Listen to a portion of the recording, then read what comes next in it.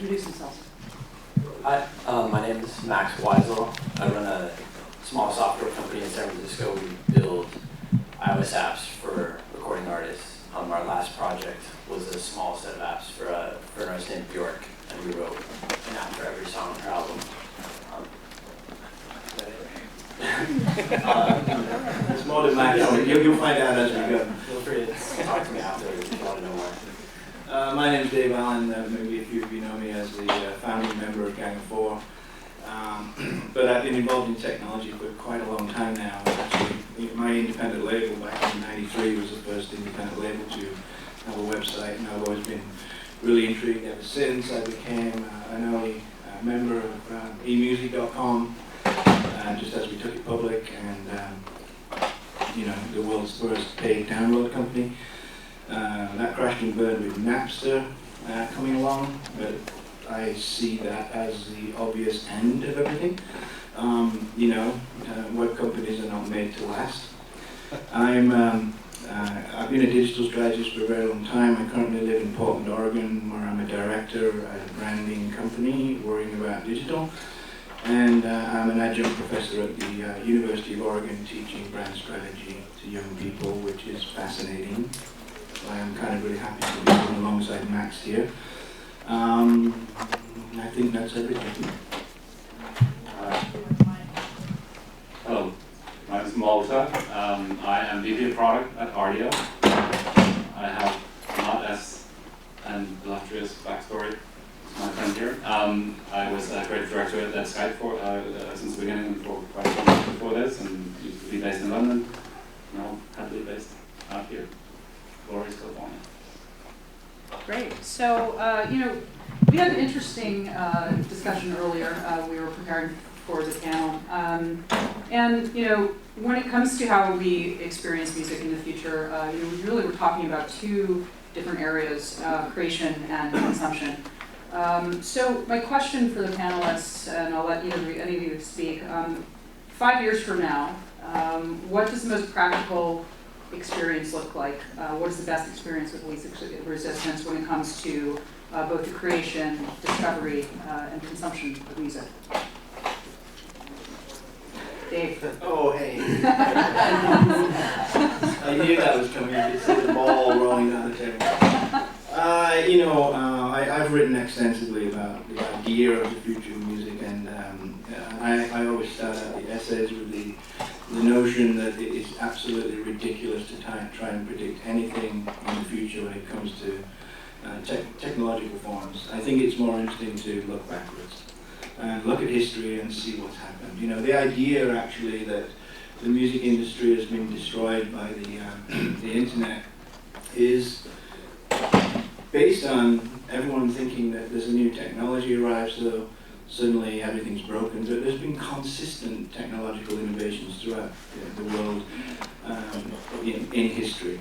So I don't know where everything is pointing to. What I'm more interested in is how we can get to a place where, first of all, artists continue to be able to create and find a way around the business and technology model and help them continue creating.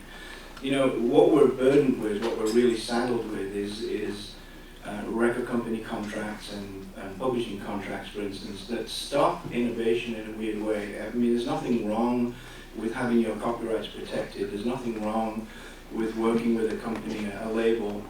My catalog is on Warner Brothers and EMI Records, for instance.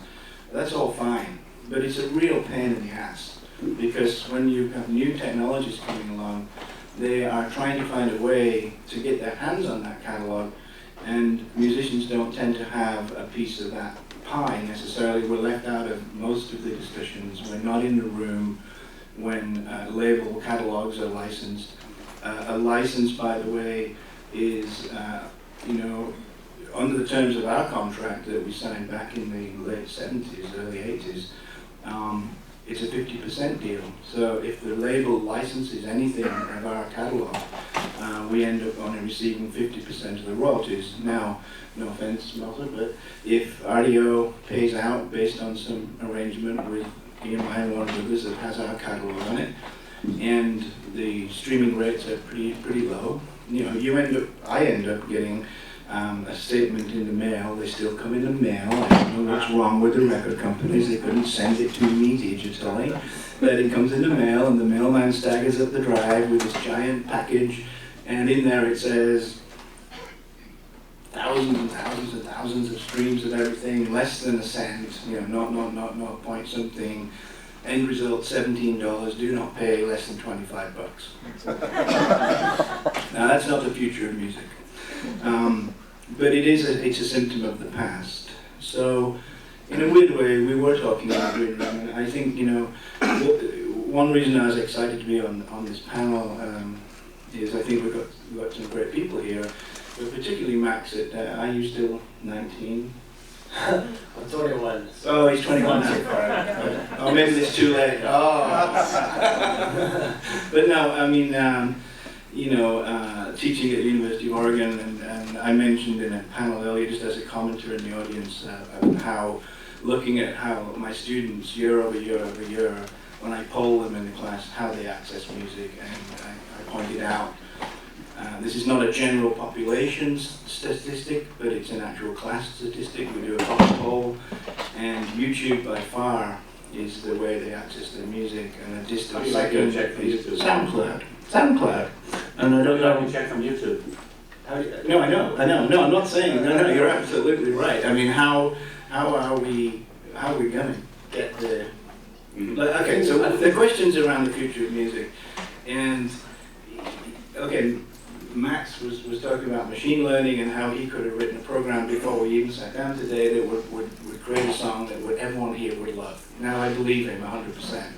The problem we have is a whole bunch of creators have created, and there's this vast back catalogue of music that we have to find a way for musicians to earn a living. I learned very, very quickly that I couldn't make a living from my royalties and jumped into, you know, well, a passionate thing. Digital strategy was very interesting to me, and I enjoy being paid for that.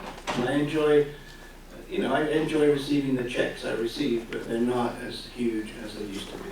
So question for Malta. Do you see, you know, you're at a streaming service, 5 years from now, do you see streaming as a mass market product? Because right now, in this room, we are all familiar with it, but most people are not familiar with the notion of a subscription service. Yeah. Well, it better be, first of all, but, and yes, I also believe that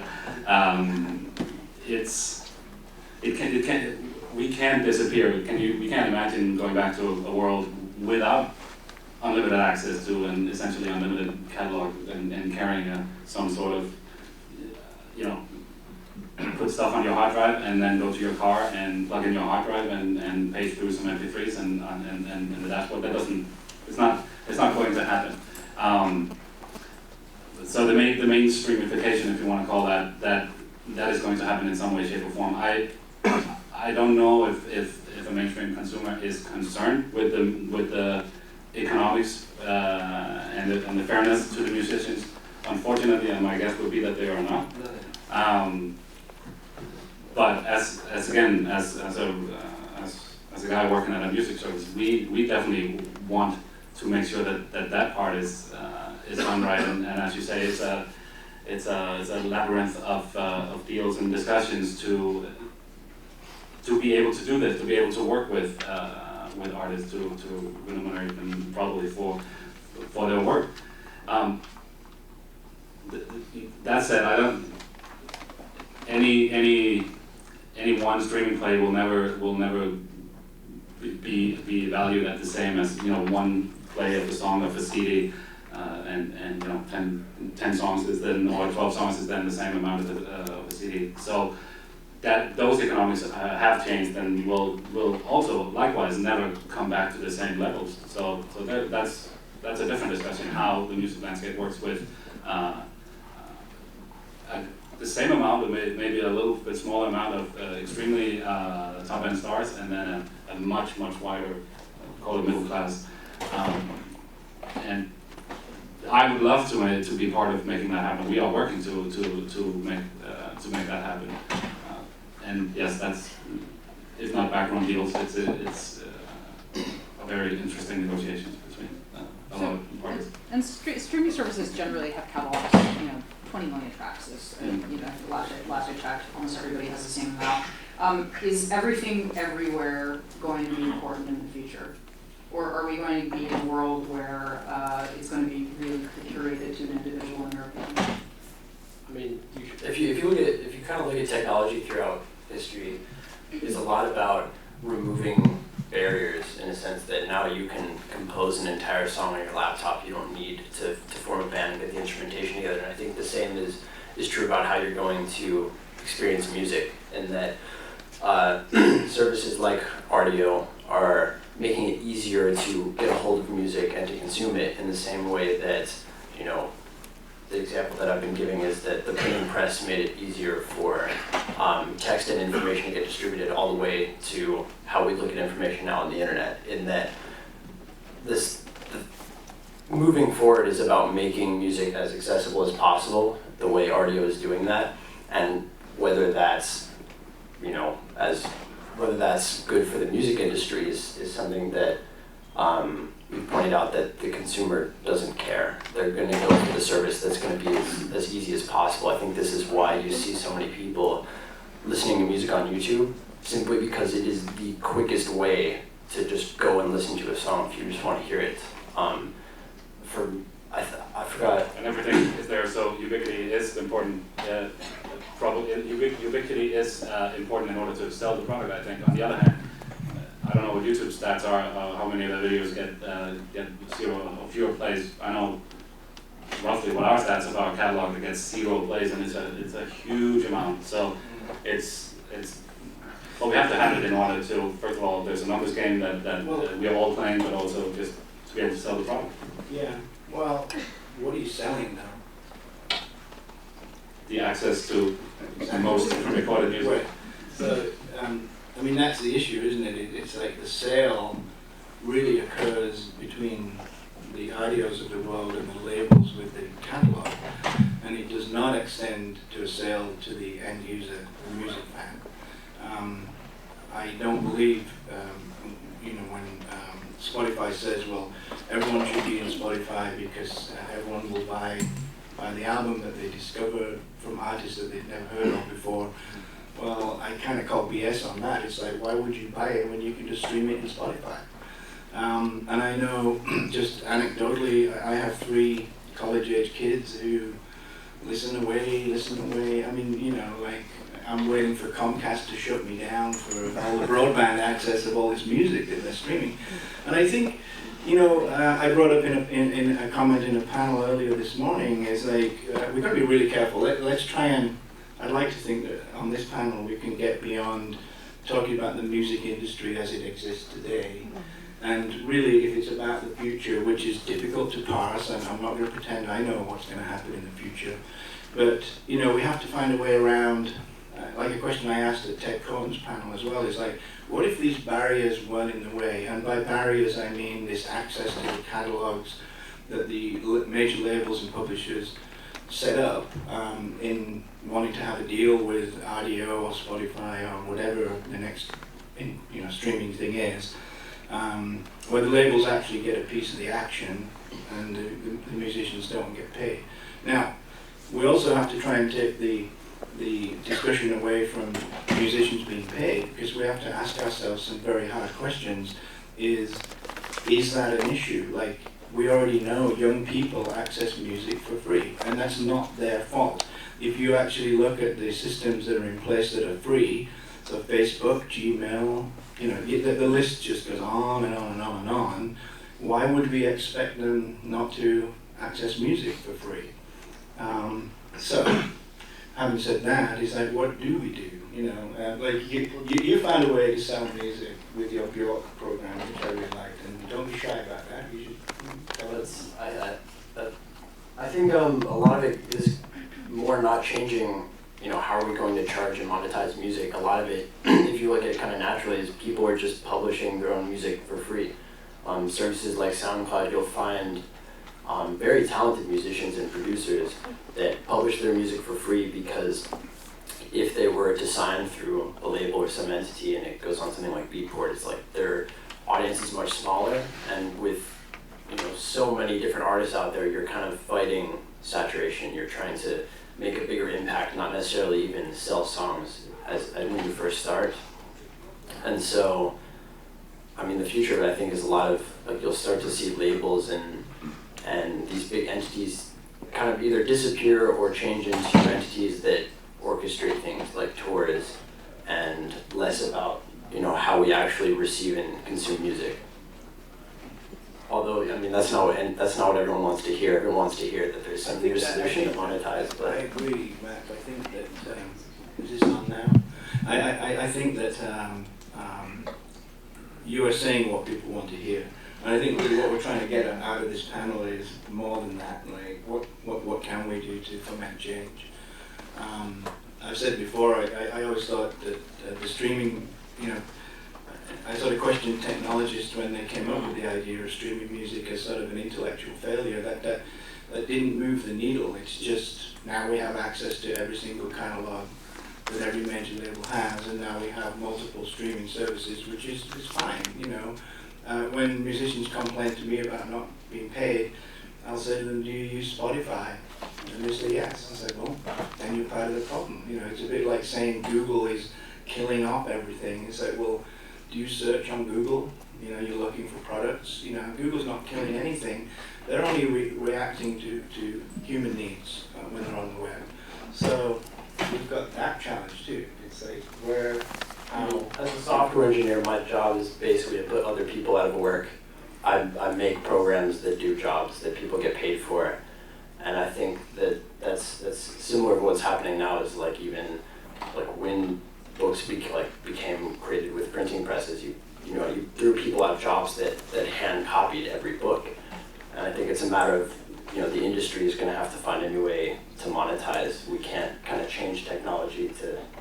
You know what, Max? Yeah, I didn't lead you into that, and I think that's a very astute insight.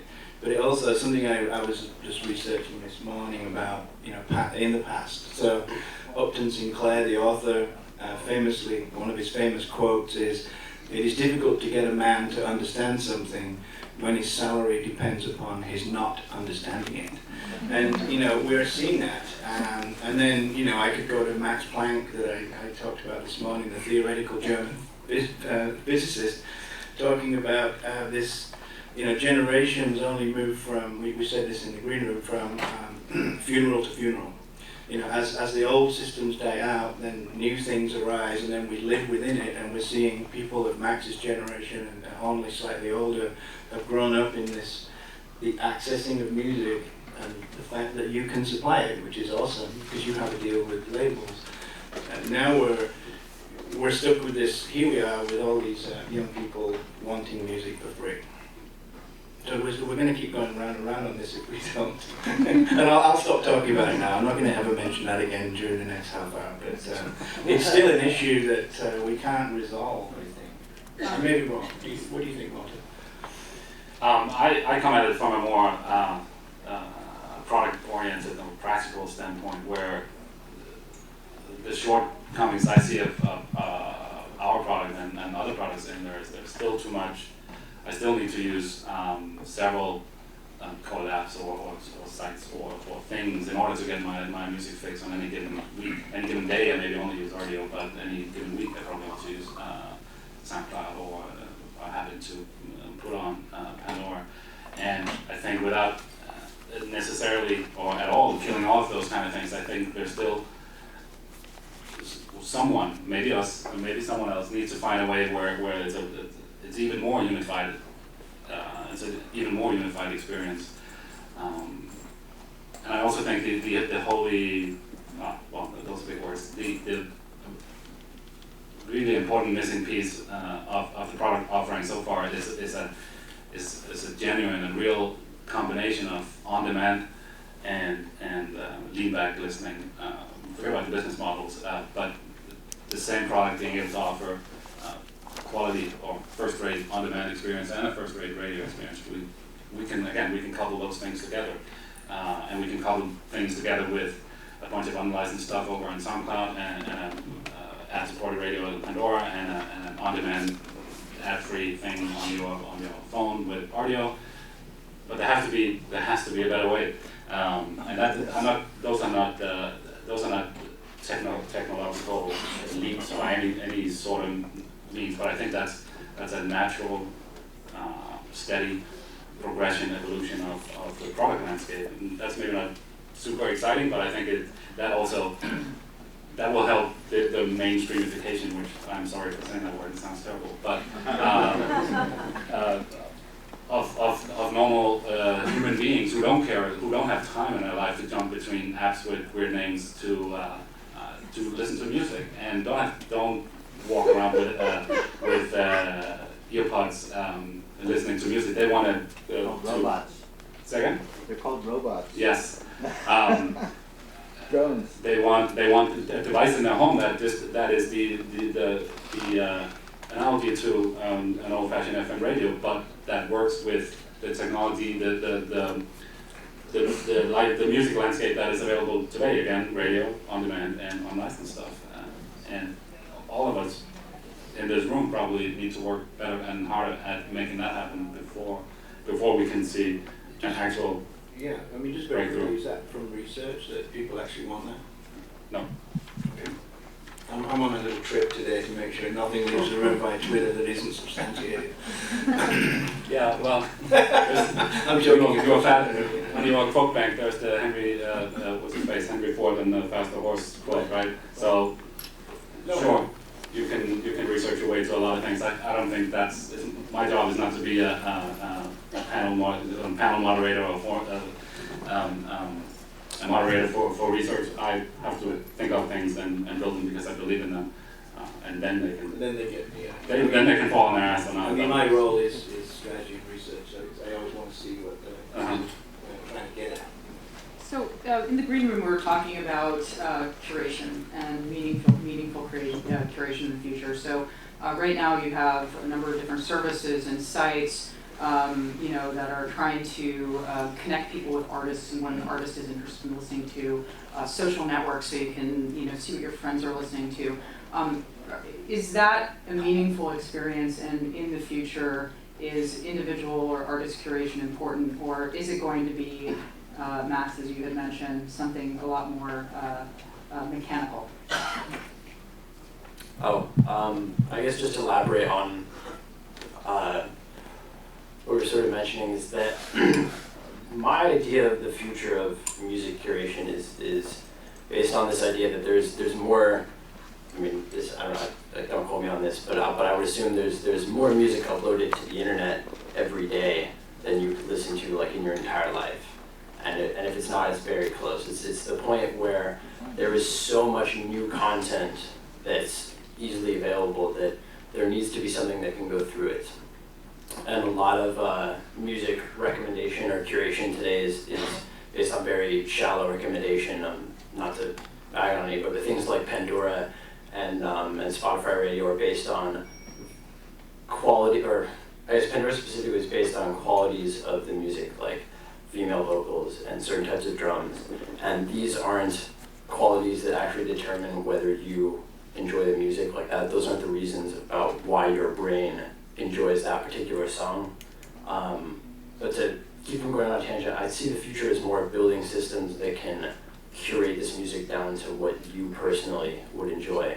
And that if there's tons of music being uploaded to the internet, like each person is going to enjoy different parts of it, and making something that can curate that, because it's beyond what a single person can do now, is going to be very important. Is that why an algorithm? I mean, how do you propose to do that? I'd be happy to talk about it afterwards, just because it gets a little technical. But there are a lot of different ways in machine learning to do that, based on building patterns. Like you can do everything from you can do a fast Fourier transform on music and actually get. This is going to get too technical, but there are very interesting ways of doing it. May I just ask one follow-up question? Sure. You said there's so much music and self-produced music. It's like you said, it is ubiquitous, but without record labels to curate, how are people going to find it? Like you said, there's more music than anyone can ever listen to in a lifetime. But if somebody doesn't choose it, curate it, sign the artists, self-produced music is not traditionally very well received or profitable. I mean, I completely agree. I feel like originally labels were looked to as sources for good music. I mean, now people don't really buy music from particular labels because of the name of the label, whereas before it was a lot based on like whoever was running that label's roster had a good, sense of. Whoever did that before still do that today. Yeah. It's not, again, there's no human being who knows the name of a single label here. Well, you guys, but almost on the outside. Yeah, so what I'm saying is that building a service that knows the music you like, that can learn your tastes and then recommend from this ecosystem, if it was good enough, I would imagine it would be something you would trust like you would a label.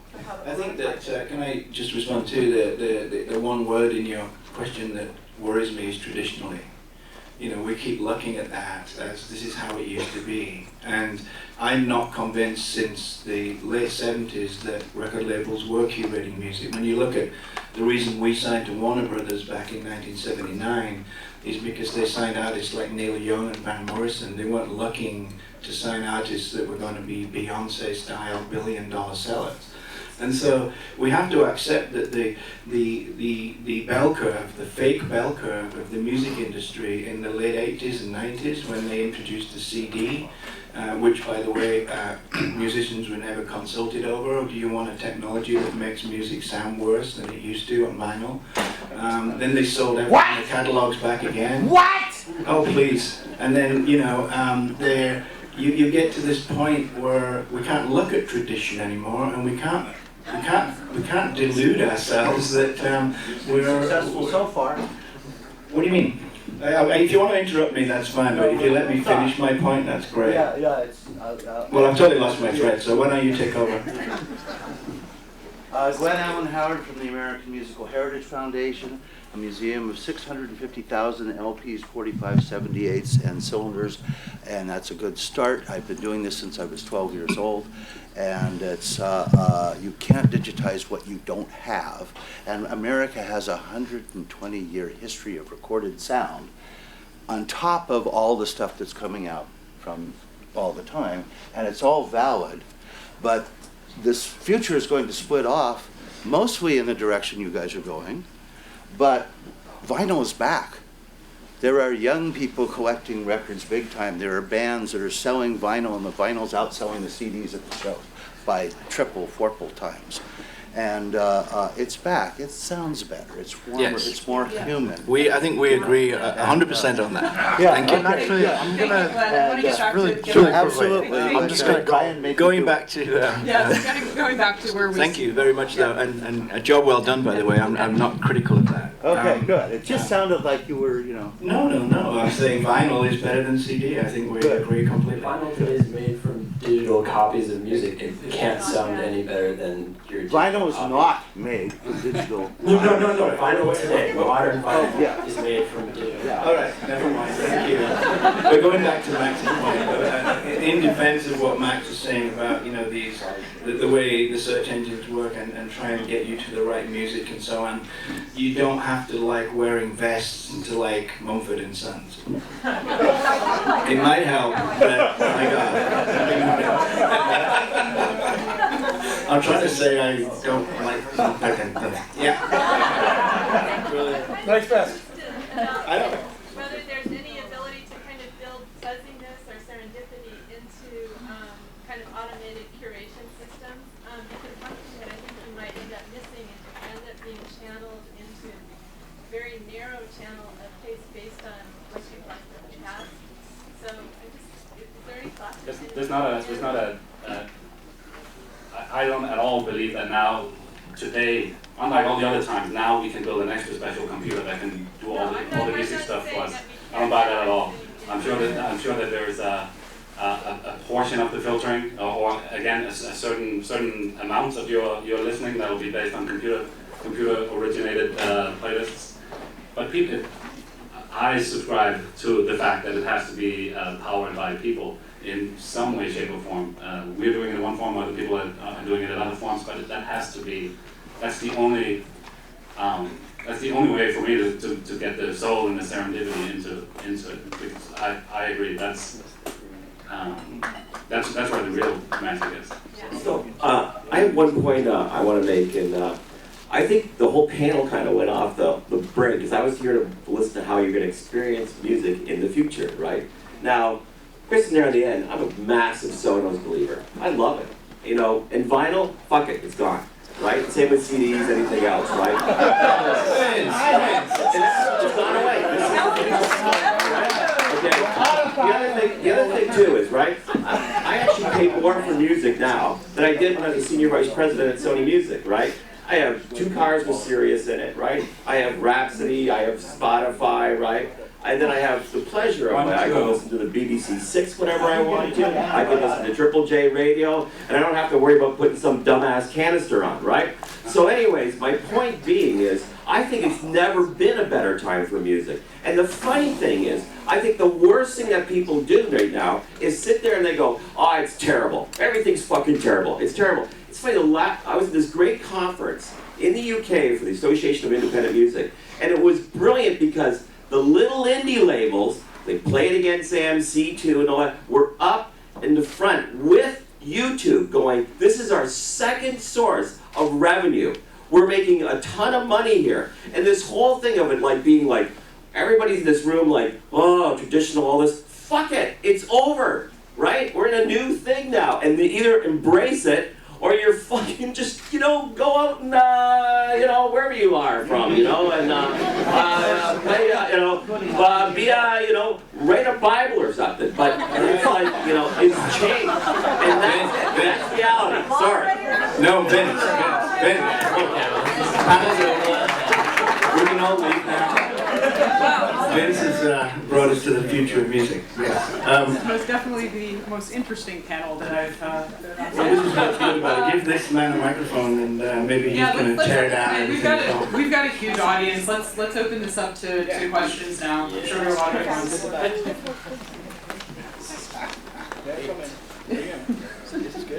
I actually don't have a question either, but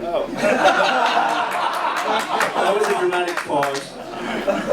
Mal touched on it closest, I think, in that a lot of the problems that I'm seeing, at least something that's not being said, is how we can create a platform that caters to both artists and the consumers, and not just the consumers. The thing that I've been hearing most about this is Daisy, what Trent Reznor's doing with Ian and those guys and Dre. But that's who's gonna win. Live music is always the biggest thing, but how can we create a platform that serves all of those pieces, not just streaming, but also, you know, live music, that experience, and everything that's going on with technology right now. I love Ian. I think he's always been a great champion of digital music. You know, when he was at Yahoo, he actually, I believe he built my first independent label website back in 1993 when I was associated with Gold Mountain, the Beastie Boys, and all those great bands. I don't know why you could say Daisy is going to win. I'm not saying that that's kind of the thing. case. Oh, that kind of thing. I just mean that mindset where Yes, they're talking okay. about catering to the artists and not just the consumer. Obviously, when all the consumers find this platform, the artists are going to go to it because that's all that they know. But someone needs to come out with something that they're not just making money on licensing. Why can't they leverage all these other pieces that involve the live music experience, that involve ticket sales, that everything is so fragmented. And like you said, Mal, it's about trying to figure out how we can bring that together in a cohesive way without being too overwhelming. Okay, just to try and stay focused on your question is, you have to invite the representatives of the musicians to the table to also be part of the conversation. That's all. You know, it's just very simple. You know, we're never part of the conversation around the financial transaction. So we only get given what we get given, such as the CD. No one asked us if we wanted to have something that had room for 70 minutes of music on it. That's a different sort of problem, which I think it's also covered many times before. It's a very unequal fight.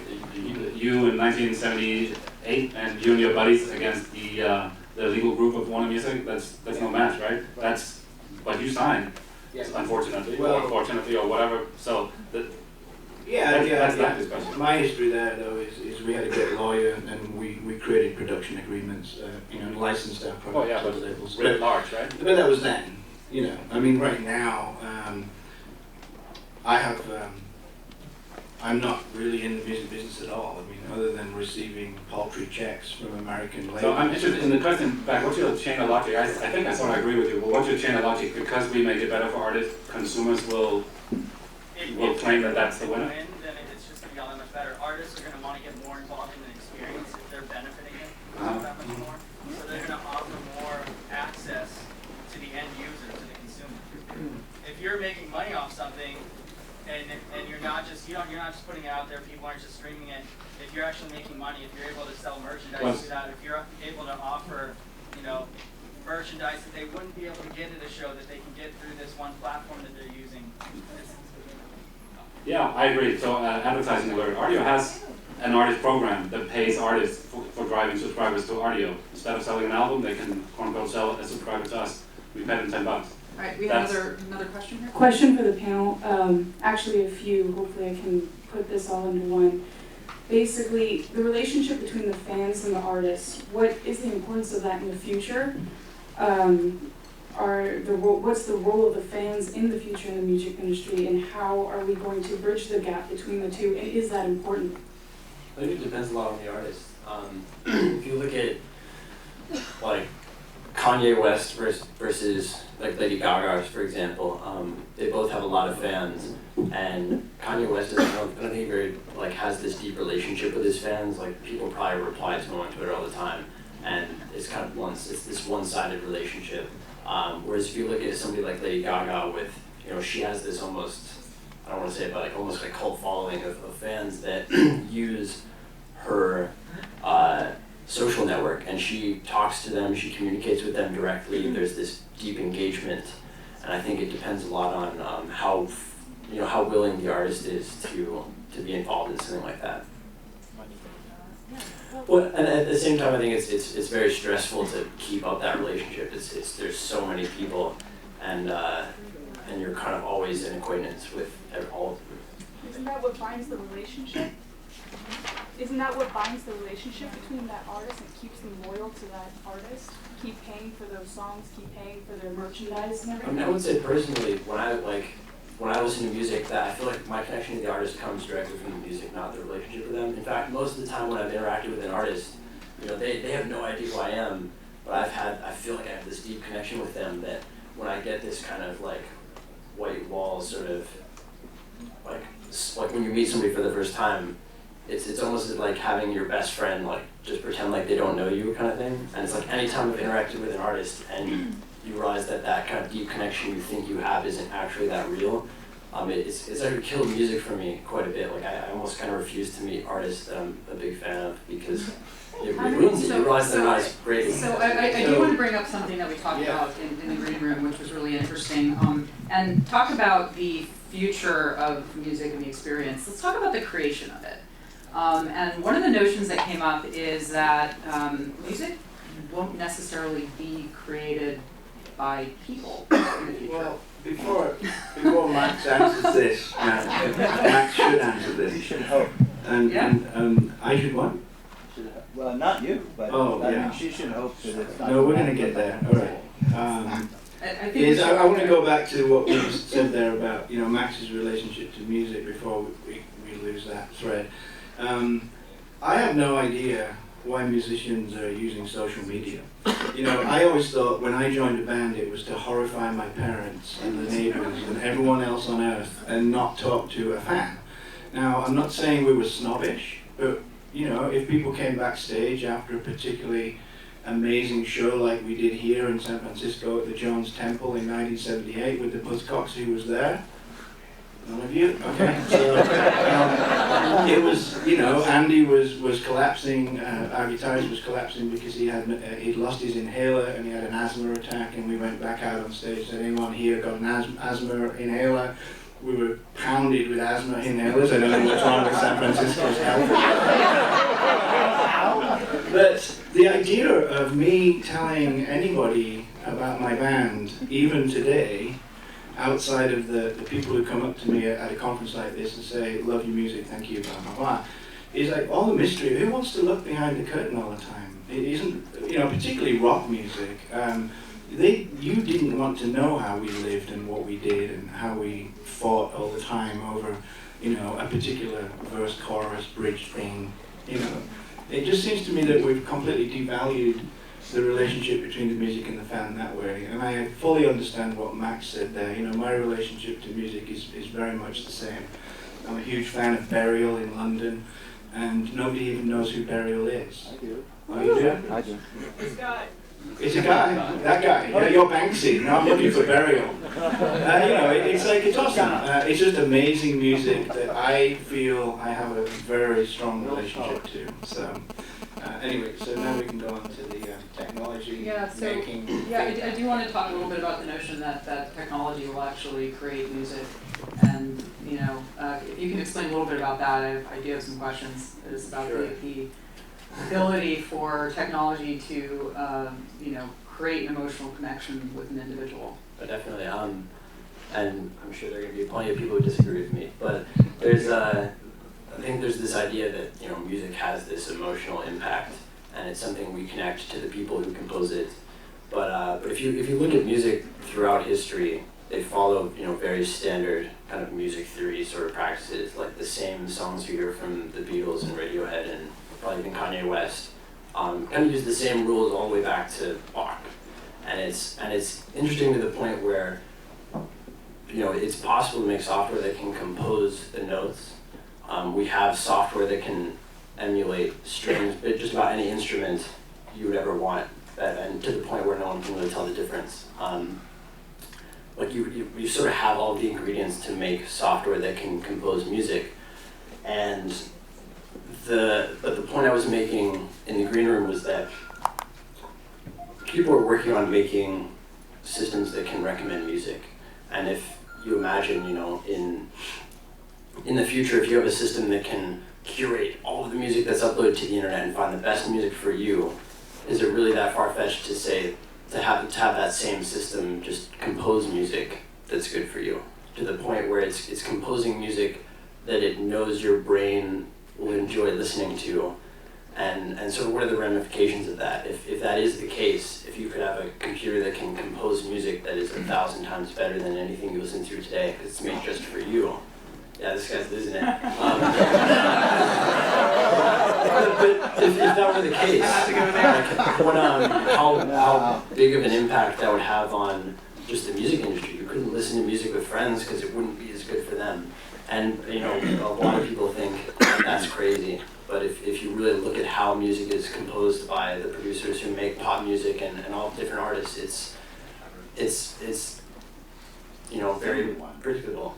You know, if that was true, then every A&R vice president at every label would have 10 hits a day, because they would have figured it out, right? I mean, there's like 20 producers that make most of the music. I understand. Listen, I'm the mother of a major label recording artist, worldwide famous, so I know a little something about that. Your analogy with the printing press is interesting, because you left out saying, you know, my job is to put people out of work. But you're leaving out the most important element, which is the create. It's not emulate, it's create. So artists, all artists, have to create. And they do something a little different than the rest of us do. I know I raised one. So it's different than what you're talking about. I think synthesizer music or elevator music or computer-generated music has its place. Cool. In the spa. Whatever, but you're also missing something very important, which is the stuff that great music is made of is not visible, it's not tangible, it's not digital, and it's not analog. It's something else. It's an international it's an international connection, or we wouldn't all be so crazy about it. So there's an intangible thing that I think technology can support, but I don't think it can replace. Well, so I just think of it this way, that if a person composes a song that you find is very moving, and I turn that into an MP3, when I listen to that MP3, that computer is generating all of the sound that is very emotional for me. Once the artist has created the piece, it's done.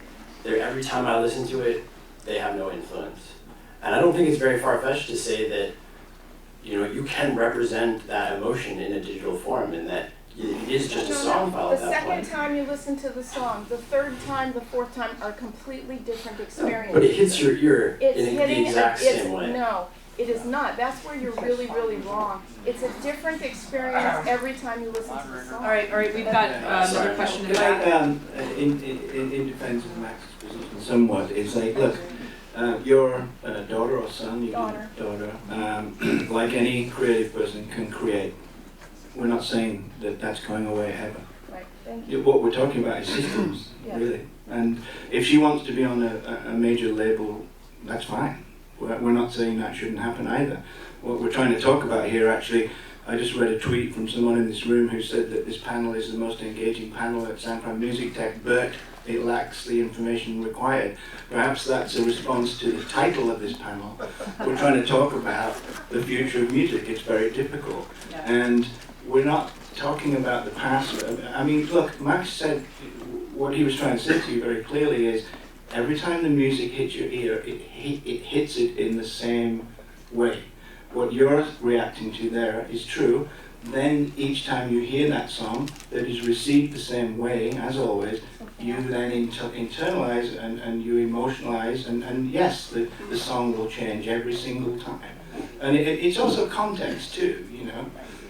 You might be at a concert and hear that song. You might be in your living room on your own and it brings tears to your eyes. That's awesome.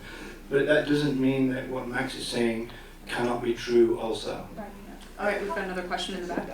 Hopefully my comment will bring a little credibility to this engaging panel, but I've read that in the book This Is Your Brain on Music, which is a great way to understand the way your brain works through the medium of music.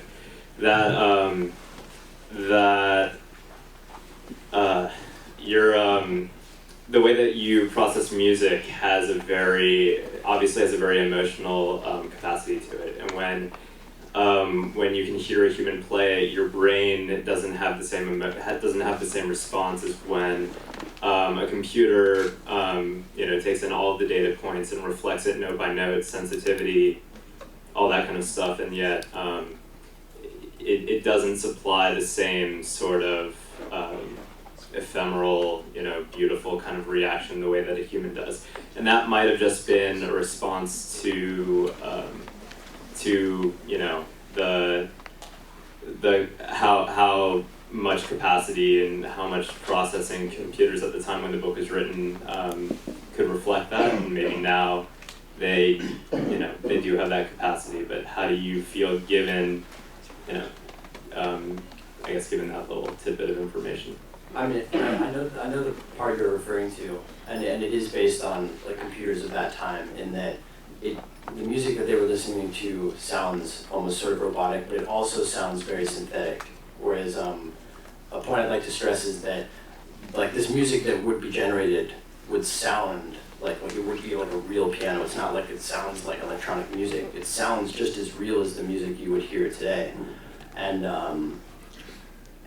it all goes back to the fact that it hits your ear the same way, whether a person created this file or a computer. I think it's just, sorry, I lost my train of thought.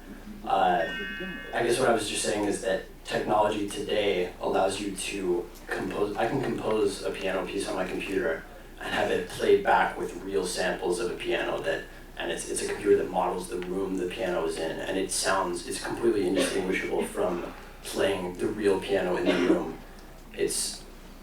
I think the But you played the piano. Hmm? But you played the piano. You played the chords. Well, so that's what I'm saying is I can type these chords into a computer. A human played the Yeah, chords. but I can make a program that types those chords into in as well. How you're doing it. Let's take another question. Yeah. Well, actually, I agree with these two people. Because if you consider music experience as, sitting in front of music service and listening to music, and you consider improving of the experience as improving of the algorithms, then the ultimate goal is to create an algorithm which actually effectively writes the music for you. But it's so small part of the music experience. And when you see somebody playing, that not only hits your ears, it also hits you emotionally. through eyes, through your relation to people. So it's completely different experience. I mean, I completely agree that a live performance is completely different. I guess what I'm just saying now is with most music you listen to, you don't actually see anything. It's usually a friend telling you, hey, check out this artist that's on, that I've just started listening to. There isn't actually that much of a visual component. Yeah, and actually I want to ask a question. The question is what do you think effectively about new music experiences? Not about new algorithms to recommend music, because it's like, well, now they can give you only marginal improvement of experience. So what's about really new experience? What do you think? What it can be? It's a very tough one. I think it depends a lot on the music. Yeah, I don't have much experience in live performance to touch on that. Okay, another question. Hi, I'm not sure what exactly is being advocated, or I would stipulate that there are probably people alive today that are qualified to write Beethoven's 10th Symphony, or a band could come along and do a new Beatles album and probably convince the majority of people that it was appropriate, but you've kind of ripped music out of context. So let's say that there's a computer smart enough that with algorithms or whatever, sometime down the future, that it could write the 10th Symphony and be credible. What's the point? I mean, what difference does it make? You're pulling art out of a context of human experience. So if we're on the creation side of things and we're talking about the future, you're only going to be able to learn from everything that's come before and emulate something. So you'll be able to recreate something that has already existed in history, but you're not going to be able to start something new because you're at that point separating art and music making from human experience, and it's as if these things are just technological and not connected to human reality. So I mean, the original point was that if you could have a computer that could compose music that's real enough that you could enjoy it like you enjoy real music, it would compose it specifically for you. And that songs right now are kind of this greatest common denominator of what everyone or large groups of people enjoy. But there might be particular styles of music that maybe 10 people in the world enjoy because of some specific upbringing or something like that. And I guess the idea is, I believe that there's a point in the future where computers could create music that is more satisfying for one person than anybody in the world could compose it. Based on their prior history with their experience. So you're going to give them something that the technology can only understand based on their previous experience. But you're not presenting them the opportunity for a new experience that they haven't encountered yet, because you don't know what will appeal to them as an evolving human being, right? I mean, you don't know what the next step for them is. Everyone here in this room has had their own personal journey with discovering music in their life. I would say you could take it as far as modeling, the neurons in their brain to the point where you could compose music and say, this is exactly how you will enjoy it, and you could compose new music for them. Like it's kind of like limitless in that you can hit a point where you could compose music because you know how it's going to hit their ear and process into their brain and be satisfying. Almost to the point where when it hit me when I was 15, and we would definitely be based on that time. You gave me something that fired all the neurons in my brain. Couldn't account for what happened when I was 16 or when I was 19 or 22. It's very situational. To have this conversation, you have to cross the plane and say that software engineers are artists too. If someone was to actually create something, what I don't understand is, I know everyone's emotional and passionate about it because this is music, but I work in technology and I've been making music for 20 years. If someone were actually pull off what Max is talking about, and hit someone on a gut level, thank you. You're pushing things forward. People should do it. And don't be scared of it. This is happening. It's going to happen. It doesn't mean I can't play anymore. Okay, thank you very much for that, because I was feeling Max's pain for a while there, but look, I also am very pained. I want to switch this to my day job as a digital brand strategist. It's very difficult to get people to understand when they're copywriters and film directors and they build ads. And when I talk about how software developers are the new narrators, the new copyright writers, they just freak out. Because what we're talking about is disruption in an entire industry. And what I sense in this room is we all have to accept, whether you want to or not, that the internet arrived and disrupted business and culture and society. And it's destroying businesses as it moves because it never sleeps. It's awake 24 hours a day, moving forward. Web companies by default go away. Let's not forget America Online. Let's not forget Friendster. When I talk to my students about when Facebook goes away, they audibly gasp because they have no idea that it's a web company. Maybe it'll become a data company. Who knows? But it might not be the same company that you're seeing today. So what we got here is Max is talking about disruption in music technology, which, if you like, could be the future of music. You don't have to accept that, but we do have to accept that technology is here today in the present, and there are tools available to people like Max who've got obviously wonderful cognitive ideas about what to make of music. He doesn't have to, at 21 years old, he doesn't have to accept that when I played here in San Francisco in 1978 that was anything special. He wasn't there. You know, it's all context at this point. So it's been an interesting conversation today, and I think there's still some questions to come.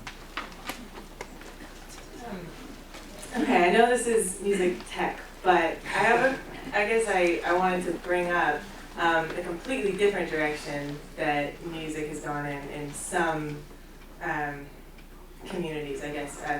The Beck Songreader that came out last year, like the musical community that I'm a part of in the East Bay, like that made a big splash. Like it's all about like people getting involved in the music making process in a way that we've kind of been cut out from for a long time, and people are hungry for that. I think people are very hungry for that, and I want to know your thoughts on this kind of less technological movement happening in some circles.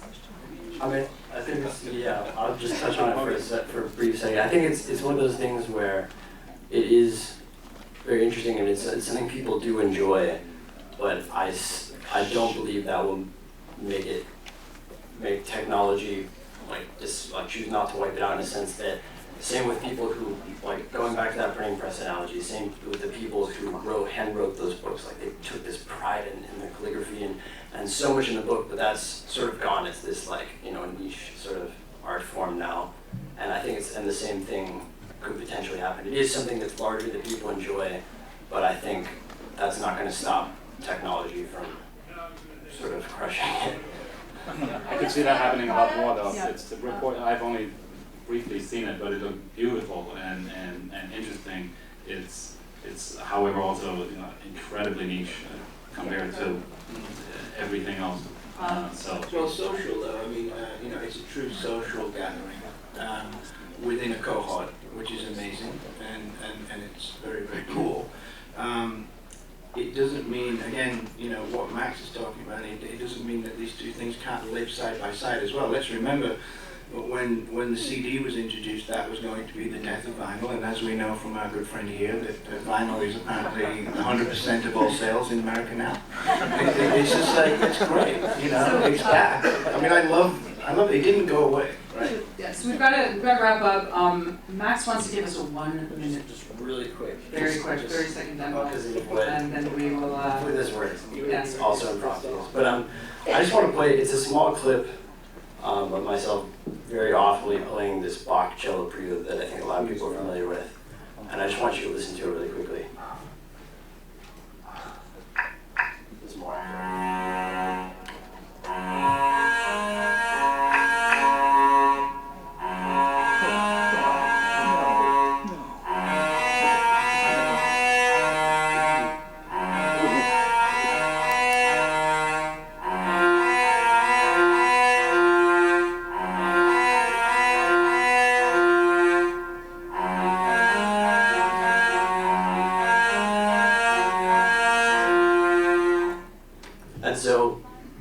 I would assume, hopefully that a lot of people feel that there's that humanistic sort of emotion to that clip. That it's this live sort of cello piece. But really that was actually just played by a computer program And it sounds that is like controlled that's by, a machine. what? That's a machine, I could tell that.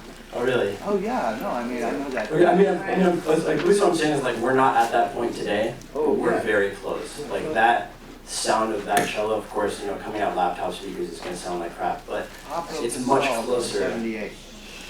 All right, guys, so we really do need to, we're running over, so we do need to wrap it up. I really thank everybody for coming out. This was interesting.